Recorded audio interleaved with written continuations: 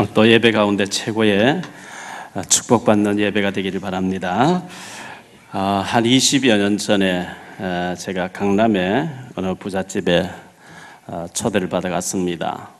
식사를 내놨는데 가족들은 옆에서 지켜보고 있고 제 혼자 이렇게 먹게 됐는데 잡곡밥이 나왔어요. 잡곡밥이 나왔는데 조금 먹으니까 돌이 팍 씹혔어요. 돌을 내놓으면 미안해할 것 같아서 몰래 삼켰습니다. 조금 먹으니까 돌이 또 한 개 씹혔어요. 또 삼켰습니다. 그 다음부터 걱정돼가지고 조심조심한데 밥 한 그릇에 돌 4개를 삼켰어요. 제가 그렇게 마음이 약합니다. 돌인데요 이렇게 하면 그 사람 미안해할 것 같아가지고 지금도 저는 그분을 뵈면 돌 이게 생각이 나가지고 야, 나는 돌이 다 나오고 저분은 돌도 안 씹히고 다 잘 드시나 이런 생각 들기도 하고요. 제가 그렇게 마음이 약해요. 어떤 분이 신학교 가겠다고 추천 써달라고 왔는데 제가 볼 때는 절대 신학 가시면 안 될 분이에요. 생활도 그렇고 가정 환경도 그렇고 여러 가지.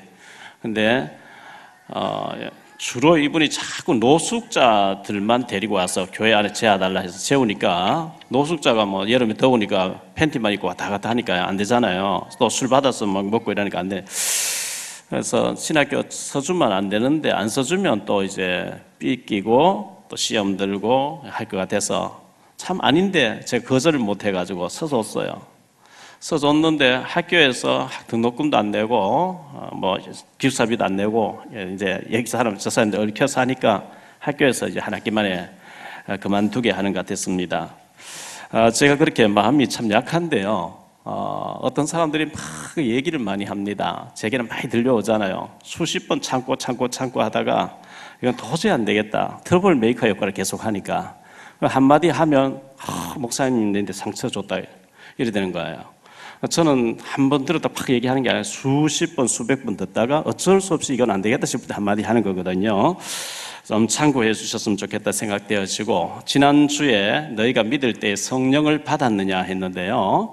예수 정말 믿으면 성령이 와 계십니다. 성령 와 계시고 성령님이 오셨는데 에베소서 4장 30절에 보면 성령을 근심하게 하지 말라 이런 말씀이 나오고 데살로니가전서 5장 19절에 보면 성령을 소멸하지 말라 이런 말씀 나옵니다.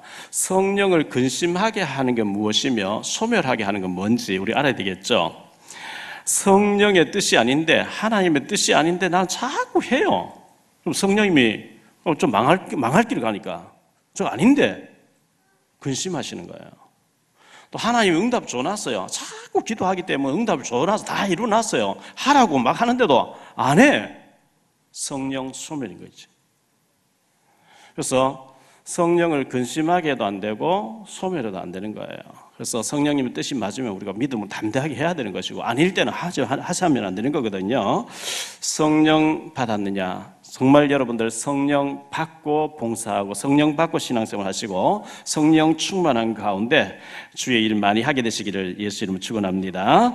이번 주간은 설 명절 주간입니다. 설 명절 주간인데 저는 합숙훈련 명절 때마다 설 명절, 추석 명절 때마다 합숙훈련이라고 하는 전도훈련을 15년 동안 인도하다가 보니까 꼭 이 주간하고 겹쳐가지고 RU라고 하는 박사과정을 공부하는 게 있는데 겹쳐가지고 제가 단 친구들 벌써 학점을 다 땄는데 학위도 막 받고 했는데 제가 합숙훈련 하다 보니까 아직 학점도 좀 덜 따게 됐고 여러 가지 많이 딜레이 돼 있어서 이번에는 제가 꼭 하와이 가서 학점을 따고 오겠다 이렇게 나왔어요.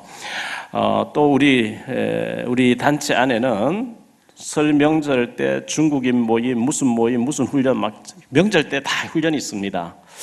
그러다 보니까 이번 설 명절 주간 동안에 수목금토는 새벽기도 없이 수요 예배도 여러분 집에서 각자 가족들끼리 예배 좀 드려주시고 우리 직원들이 전부 훈련 속으로 좀 들어가서 자기 사역에 이렇게 훈련을 하고 올 수 있도록 그렇게 기도해 주시면 고맙겠습니다. 설 명절 주간인데 집안에서는 고사를 지내고 제사를 지내기 때문에 나는 명절에 고향을 가지 않겠다. 큰 댁에 가지 않겠다 이렇게 하시는 분이 많이 계시는데 이제 여러분들 정확한 복음을 가졌기 때문에 전도지도 가져가시고 또 CD도 가져가시고 필요하면 책도 가져가시고 용돈도 많이 들이시면서 가서 봉사 잘 하시고 절을 안 하면 돼요. 그렇게 하시고 난 뒤 결정적인 순간에 이거 하면 어떻게 된다는 것을 간증을 하시고 이렇게 해서 집안의 제사가 예배 문화로 바뀌어질 수 있도록 그렇게 흑암을 꺾으시기를 바라고요.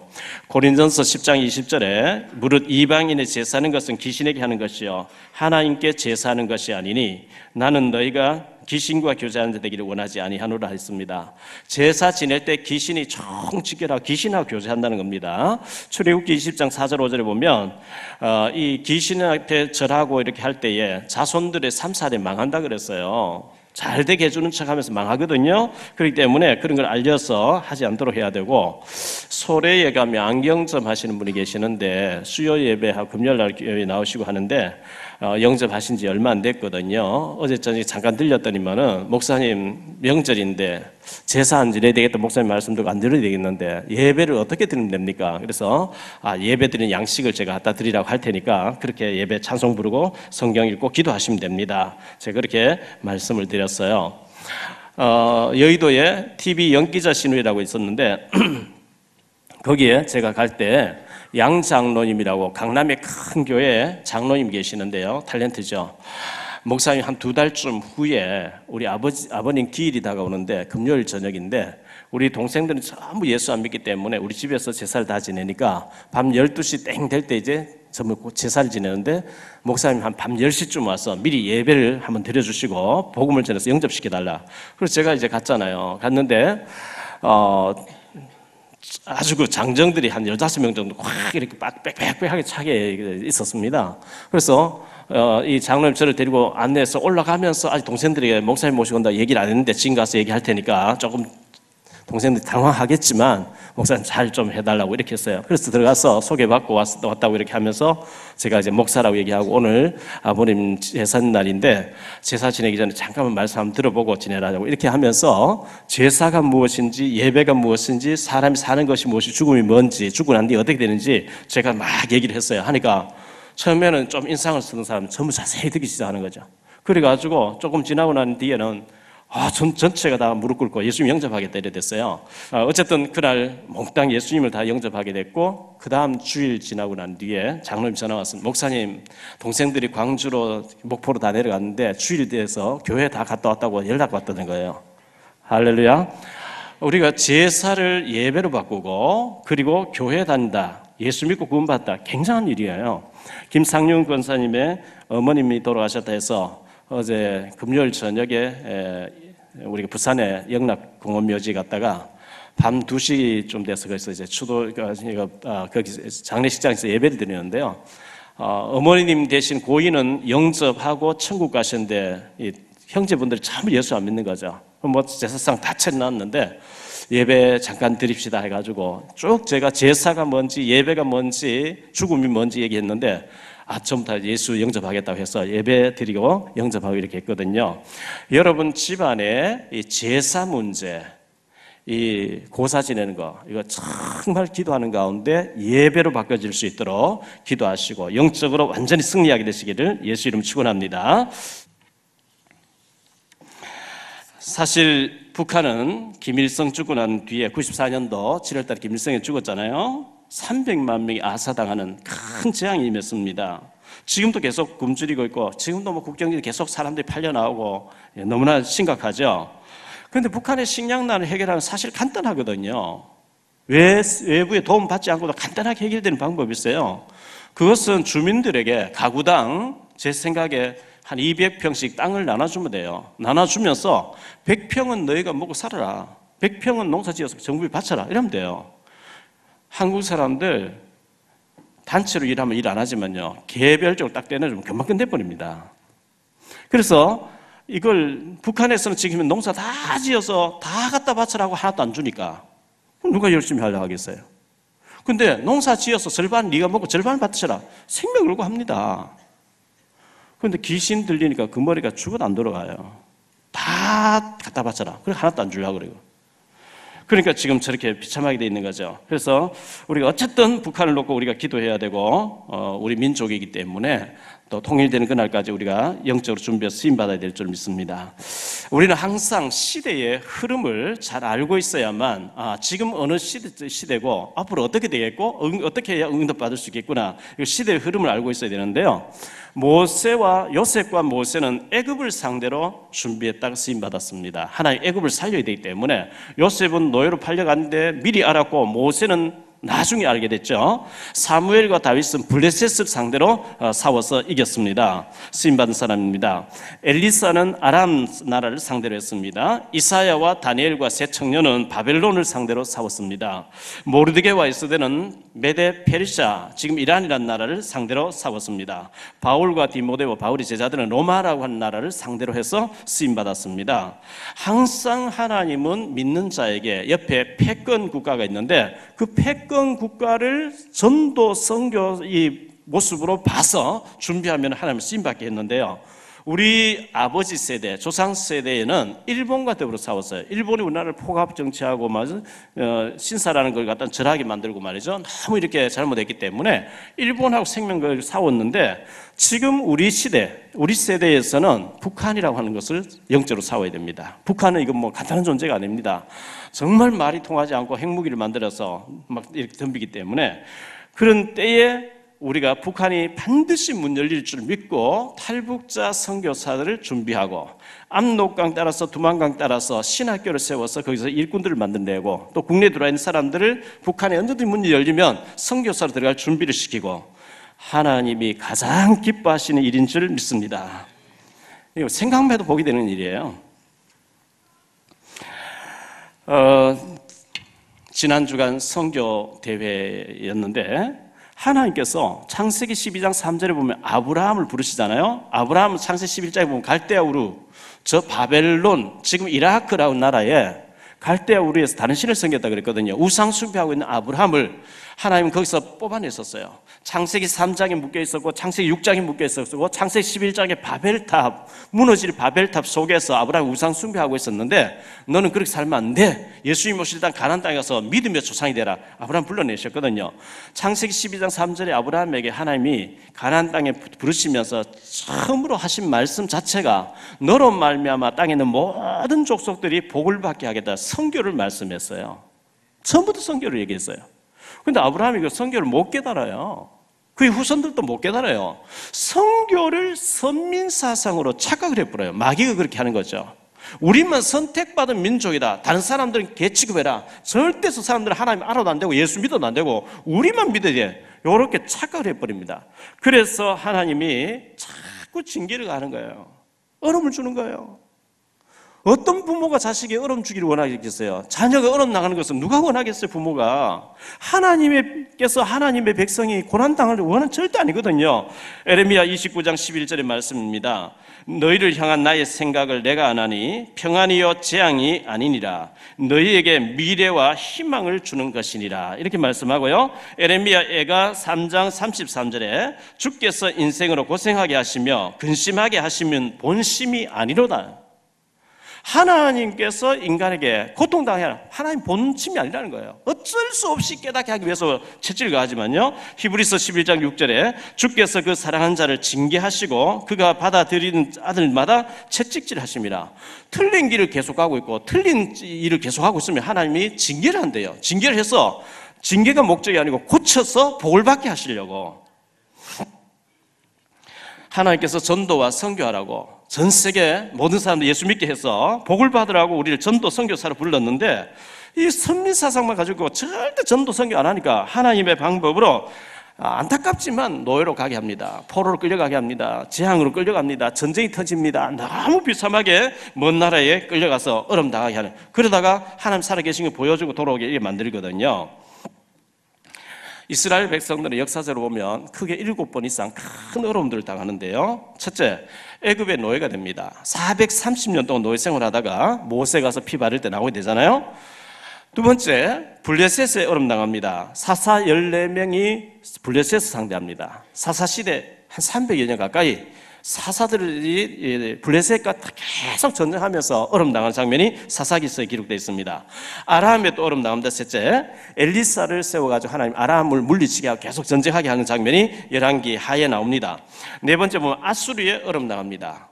아수르에 계속 사네립 왕이 얼음 주는데 그때 히스기야 왕이 아수르와 더불어 싸우는 장면이 성경에 기록되어 있습니다. 다섯째, 바벨론. 이 바벨론 시대 때 이사야와 다니엘과 세 청년이 바벨론의 포로를 끌려가서 사자굴에서 풀무불에서 하나님 살아계신 것을 보여주는 장면이 소개되고 있습니다. 여섯 번째, 메데 파사라고 하는 이란이라는 나라에 모르드게하고 에스더가 끌려가서 그곳에서 하나님 살아계신 것을 보여주는 장면이 에스더서에 소개되고 있습니다.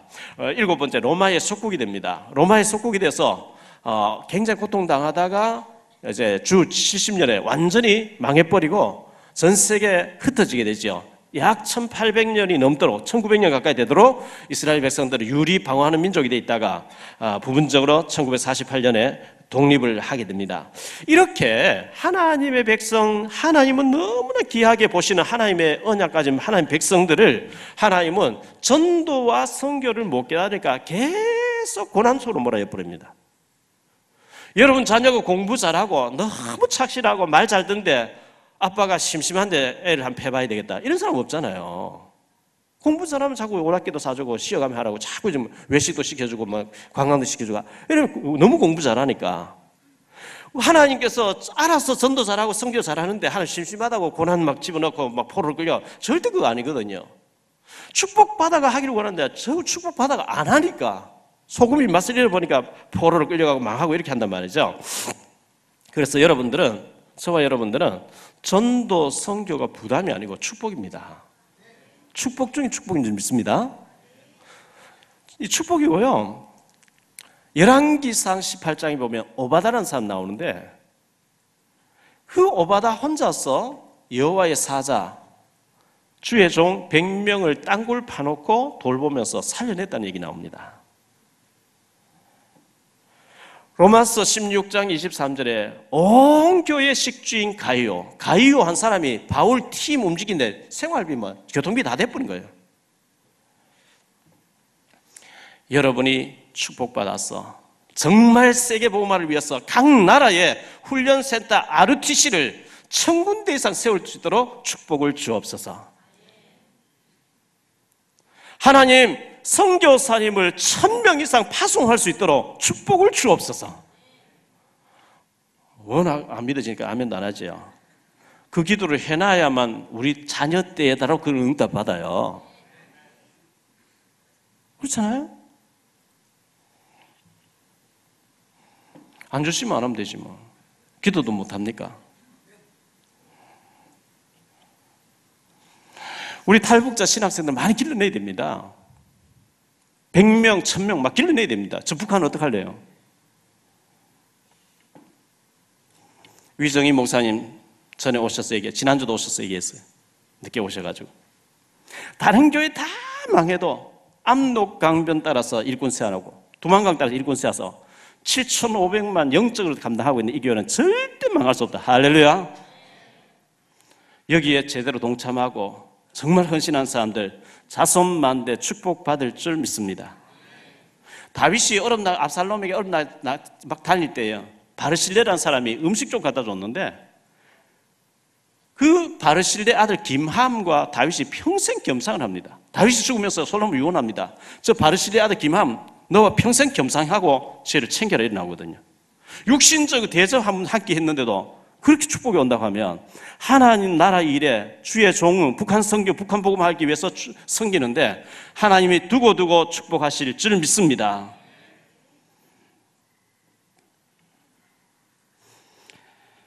전도와 선교는 생각만 해도 복이 돼요.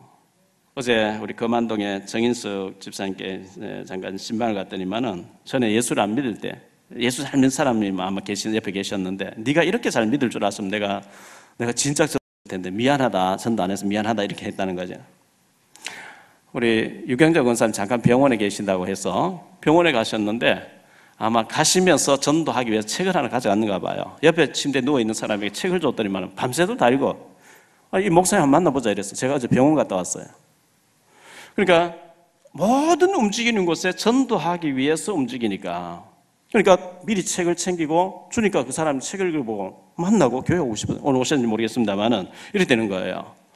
우리 현관 입구에 보면 전도 자료들이 많이 있습니다. CD가 있고 전도지가 있습니다. 여러분 적어도 신자가 맞다고, 하나님 자녀가 맞다고 하면 전도 수첩을 가지고 있어야 돼요. 산천 제자 수첩을 가지고 있어야 돼요. 내 주변에 저 사람 절대 예수 안 믿을 사람 이렇게 보여줘도, 완강하게 보여질지라도 하나님 움직일 뻔해 사울이 바울 되듯이 언제 어떤 일이 벌지 몰라요. 이름을 적어놓고 기도해야 됩니다. 그리고 저 인간은 절대 예수 믿지 않을 사람 같이 보여도 하나님, 나를 변화시키신 하나님은 저 사람도 변화시킬 수 있는 줄 믿습니다.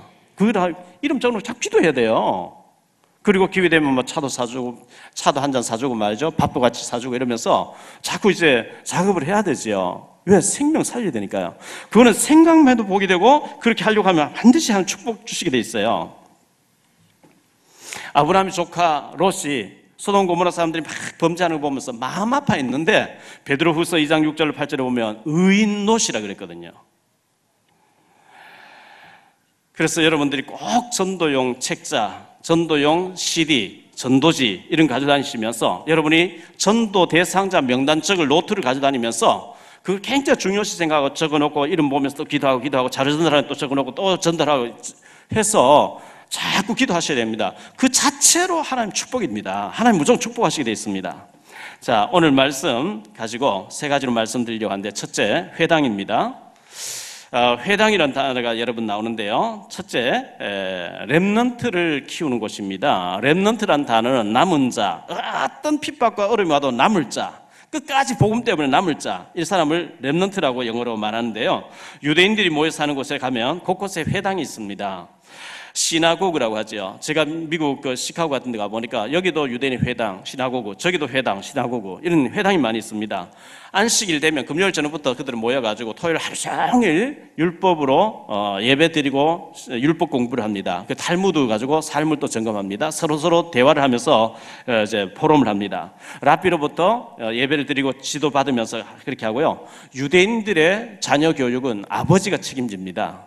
그래서 완전히 아버지가 질문하면서 아이들을 비전을 심어주고 키워주죠. 한국적인 분위기하고는 전혀 다릅니다. 한국의 아빠는 너무 바빠가지고 애들 볼 시간도 잘 없고 그렇잖아요. 아무리 바쁠지라도 우리 아버지들은 자녀들하고 소통하는 시간을 가져야 돼요. 대화해야 돼요. 밥도 사주고, 너무 안 되면 시간을 내서 여행도 같이 가면서 소통이 돼야 됩니다. 이게 안 될 때 굉장히 삐뚤어지고 잘못됐는데도 우리가 바쁘다는 핑계를 못하고 있죠. 정말 우리 자녀들이 복음 알고 기도를 한다고 하면, 복음을 알고 성경 하나 읽고 복음 때문에 기도하면서 공부한다고 하면 최고의 자리에 올라가도록 돼 있어요. 빌립보서 3장 7절로 8절에 보면 그리스도를 아는 지식이 가장 고상한 지식, 최고의 지식이라 그랬어요. 잠언 1장 7절에 여호와를 경외하는 것 지식의 근본이거늘 미련한 자들은 지혜와 훈계를 멸시하느니라. 잠언 9장 10절에 여호와를 경외하는 것이 지혜의 근본이요 거룩하신 자를 아는 것이 명철이니라 그랬어요. 하나님 아는 것, 하나님 믿는 것이 가장 기본적인 지혜고 지식이라 그랬어요. 하나님을 우리가 알고 예수님을 알고 세계복음화의 이 방향을 맞추고 성경 한 장 읽고 복음 때문에 기도한다고 하면, 기도하면서 공부한다고 하면 하나님이 지혜를 주실 줄 믿습니다. 하나님 없이 공부 1등 하는 아이하고, 하나님 잘 믿는데 반에서 중하위권 공부하는 아이하고, 시간 지나고 나면 하나님 섬기는 자가 축복받게 되어 있습니다.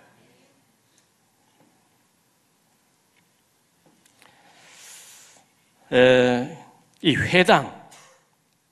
회당을 우리 말로는 RTC라고 표현하는데요. Remnant Unity Trainer Center.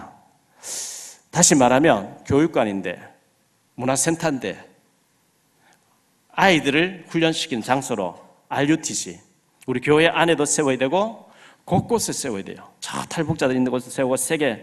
그래서 아직도 뭐 세운 것이 없지만, 지금 중국에 미션홈이라고 해서 방어더서 지금 훈련시킨 5군데 있지만, 앞으로 우리 교회가 전 세계에 1000군데 이상 RUTC를 세워서 훈련시키게 하옵소서.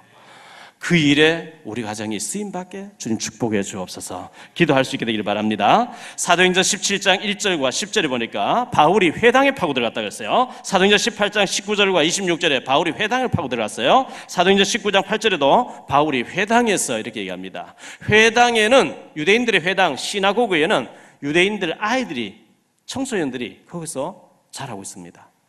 거기 들어가서 바울은 예수 그리스도를 전했단 말이죠. 그래서 우리 아이들을 모아놓고 어릴 때부터 막 복음을 막 가르쳐야 되거든요. 로마가 2000년 전에는 세계를 900년 동안 다스렸습니다. 근데 로마에 복음 들고 들어간 사람 좀 노예입니다. 노예들이 들어가서 주인들은 잘 살고 세계 최고의 부를 누리니까 밤마다 파티 문화가 춤추고 놉니다. 밤새도록. 아이들이 집에 있습니다. 그 아이들, 주인의 아이들을 붙잡고 노예들이 복음을 집어넣은 거예요. 이 아이들이 자랍니다. 이래가지고 전체가 250년 만에 전체가 기독교. 그래서 콘스탄틴 대제가 313년에 기독교 국가를 선포할 수밖에 없는, 그러니까 노예들을 통해서 아이들에게 복음이 들어가 버렸는데 이게 로마가 뒤집어지는 역사가 일어났어요. 그래서 아이들 렘넌트가 중요한 거예요. 우리 어른 세대는 잠깐 살다 가잖아요. 정말 지금 자라고 있는 우리 아이들에게 생명의 복음을 심어서 영적으로 최고의 정상 서비스 설 수 있도록 우리가 기도하고 훈련하고 해야 될 줄 믿습니다. 저희 아들이 미국 워싱턴 DC에서 지금 이제 공부 중에 있어요. 여러 가지 힘든 일이 참 많겠죠. 어제 저녁에 통화를 했어요. 통화를 하는 가운데 제가 그렇게 얘기를 했어요. 여러 가지 힘든다는 거예요. 그러나 그것은 힘든 게 아니고 당연히 겪어야 될 일들이라. 그리고 저희 손자가 이룸인데요. 이룸이를 언약을 확실하게 심어라. 신명기 6장 4절 9절에 각인되게 해라. 일어날 때도, 누웠을 때도, 길 갈 때도, 앉았을 때 계속 손목에도 몇 이마도 붙이고 막 각인시켜라. 어릴 때 복음을 확실하게 집어넣으면 하나님이 앞으로 어떻게 쓰지? 아무도 모르는 것이다. 너 그것 때문에 거기가 있다. 요셉이가 애굽에 가서 총리 될 줄 알았으면 야곱이 유학 보냈죠. 죽어도 안 된다고 생각하니까 안 보내니까 노예로 팔려가게 한 거죠. 모세를 하나님께서 쓰셔야 되는데 방법이 없으니까 아들 다 죽이게 해놓고 물에서 건져 올려서 공주의 아들로 왕궁에서 자라게 하는 거예요. 제가 그런 얘기를 하면서 하나님이 우리 이름을 크게 쓰셔야 되는데 우리는 미리 알고 미국이라는 영어권으로 보내서 미국 시민권자로 준비하게 하니까 하나님 뭐 일부러 노예로 가게 할 필요 없고 고난 통해서 갈 필요 없이 하나님 쓰기 위해서 미리 보내는 것이다. 아빠가 보낸 게 아니고 하나님께서 보내신 것이다. 그렇다고 하면 그 아이 중심은 모든 다 돌아갈 것이고 요셉이가 태어나서 죽을 때까지, 모세가 태어나서 죽을 때까지, 다윗이 태어나서 죽을 때까지 하나님 모든 프로그램 다 가지고 계시다. 네가 지금 가서 지금 뭐 종교 비자 내야 되고 영주권 내야 되고 앞으로 뭐 학교 공부해야 돼. 하나님 다 알고 계시다.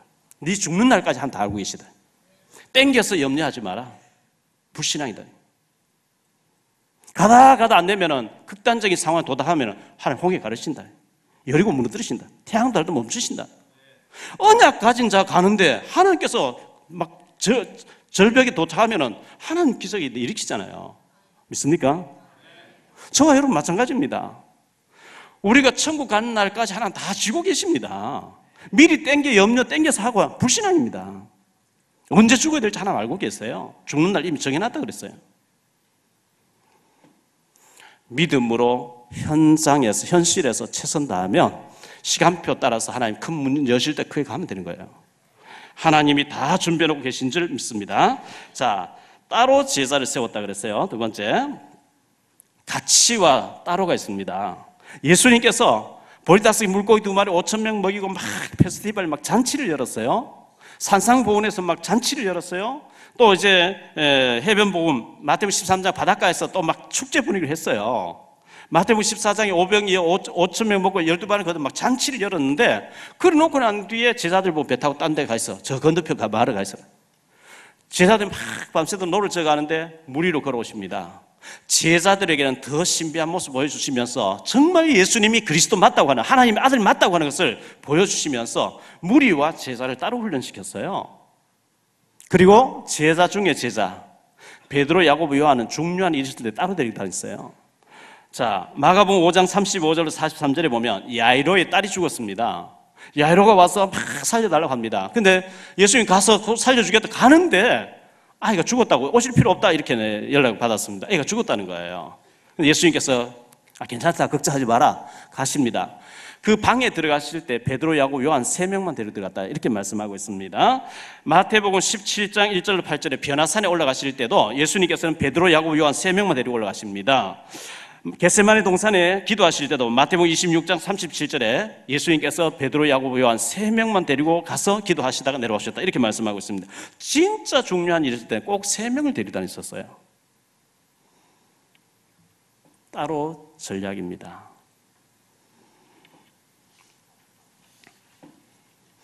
무리와 더불어와 따로 이것을 잘해야 됩니다. 어떤 신학자는 예수님 철저하게 이중인격자다. 왜 이렇게 이중적으로 하냐? 제자 삼는 방법이 그래요. 제가 기자 신우에 가서 말씀 전해보면 기자들이 한 20명 모입니다. 대부분 그냥 모인다 하니까 왔어요. 그 중에 한 두세 명은 사명자예요. 사명자는 다 끝나고 난 따로 모여요. 밥도 먹고 차도 마시고 메시지도 포럼하고. 제사는 따로 해야 되는 거예요. 바울이 에베소 가서 석 달 동안 탁 말씀 전하니까 막 비판하는 사람 나와요. 같이 섞여서 안 되는 거예요. 제사들만 따로 딱 세워 2년 동안 날마다 훈련시켰다는 거예요. 세 번째로 제가 할 말씀은요, 진짜와 가짜가 있습니다. 진짜는 바울이죠. 자, 11절에 보니까요, 하나님이 바울의 손 놀라운 능력을 행하셨다. 전에 성경은 희한한 일을 행하셨다 그랬어요. 심지어 바울의 앞치마나 손수건을 갖다가 환자에 얹으면 병도 나아버리고 악기도 떠나버리는 거 있죠. 막 능력이 막 나타나는 거예요. 그래 되니까 다른 마술하는 사람도 막 바울을 흉내내는 거 있죠.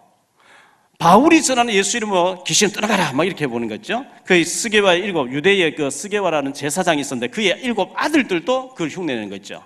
바울이 전하는 예수 이름 명하노니 귀신아 나가봐라 이렇게 얘기하니까요, 이 악기 들린 사람이 예수도 내가 알고 바울도 내가 아는 넌 누구냐 하면서 확 달라드니까요, 옷이 잡혔는데 옷을 벗어놓고 벌써 도망쳤다는 거예요. 귀신이 귀신같이 합니다. 진짜인지 가짜인지 너무 잘 압니다. 여러분 점집에 한번 가보세요. 전개가 나왔다. 여러분 구원 못 받았거나 아니면 무당이 가짜거나. 진짜 구원받은 사람 가면 전개 안 나오지 정상이에요. 또 그거 알아봐야 하면 그거 진짜 백이에요. 모르면서 막 알아맞히는, 그 배워서 거짓 잘못된 사람이죠. 제가 무당전도 여러 번 다녀봤잖아요. 딱 보면 당신은 들어오면 안 돼. 큰 신이 있기 때문에 들어오면 안 돼. 막 밀어놓고 그거 진짜 귀신 들린 사람이에요. 결론적으로 말씀드립니다. 전도, 선교 모르면 우리 역시 고난당해야 됩니다. 모르면 하나님과 방향이 안 맞습니다. 하나님 우리를 통해서 전도와 선교의 사명자로 쓰시기를 원하십니다. 생각만 해도 복이 되는 일이에요. 내가 내 주변의 사람 전도해야 되고 자료라도 한 전달해야 되고, 내가 못 가는 저 외국에는 선교비를 보내가지고 선교를 도와야 됩니다. 내 대신 거기 가 있는 사람이니까요. 이거 하지 아니할 때마다 이스라엘 나라는 망했어요. 고난당했어요. 얼음당했어요. 포로로 끌려가고 속국되어지고 막 고통당했어요. 이거 할 때마다 하나님 최고 강대국 되게 했어요.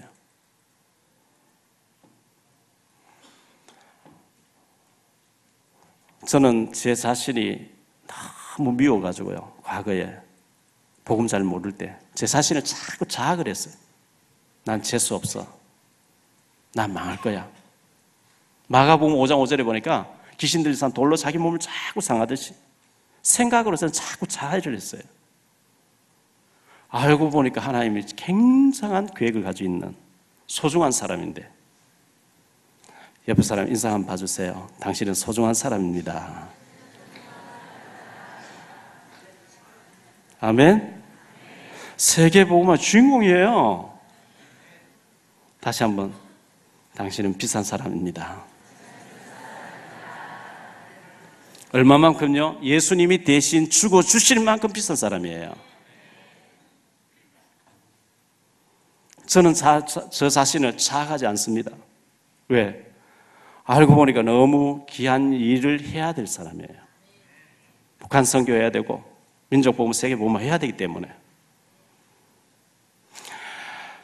저와 여러분이 정말 하나님의 소원인 전도와 선교, 후대 살린 일에 우리가 온전히 쓰임받는, 세계복음화의 주인공으로 쓰임받는 축복이 우리 모두에게 있어지게 되기를 예수 그리스도 이름으로 축원합니다.